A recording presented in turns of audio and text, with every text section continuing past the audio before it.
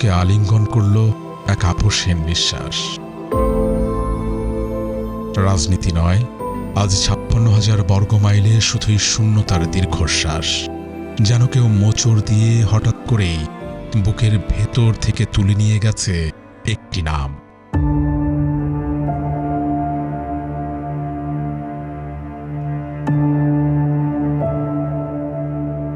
বাংলাদেশের শরীর জুড়ে আজ শুধুই প্রার্থনা সেই একটি নামে, যে নামে দুঃখ নামে, বুকে তোলপার শোক নামে, হৃদয়ে হাহাকার নামে। রাজনীতিতে আহাজারি আর্তনাদ, আর পথে গগনবিদারী চিৎকার নামে।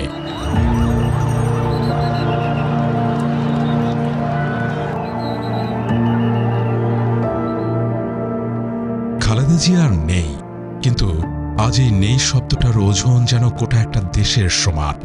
একটা মানুষ চলে গেলে একটা চেয়ার খালি হয়, একটা সময় চলে গেলে একটা অধ্যায় শেষ হয়, কিন্তু কিছু মানুষ চলে গেলে একটা দেশ যেন হঠাৎই দিকশূন্যপুর হয়ে যায়। আজ বাংলাদেশ কি ঠিক সেই জায়গায় দাঁড়িয়ে?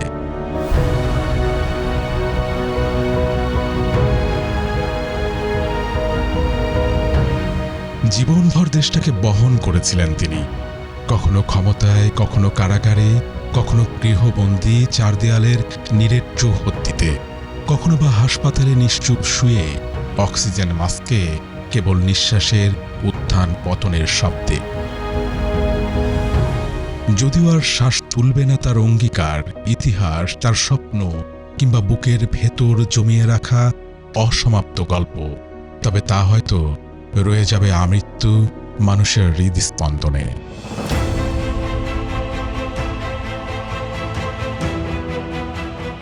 হয়তো সেখানে একটা পুতুলের ইতিকথা লেখা হবে, হয়তো লেখা হবে একজন গৃহবধূর কথা, গৃহবন্দীর কথা, লেখা হবে স্বজনহীন দেশে স্বজনহারা একজন নারীর সংগ্রামের কথাও। কিন্তু লেখা হবে কি, কতটাই বা লেখা হবে? আজীবন স্বপ্নকে বাজি রেখে দেশ থেকে বিচ্ছিন্ন না হবার অসীম সূর্য শক্তির শোক।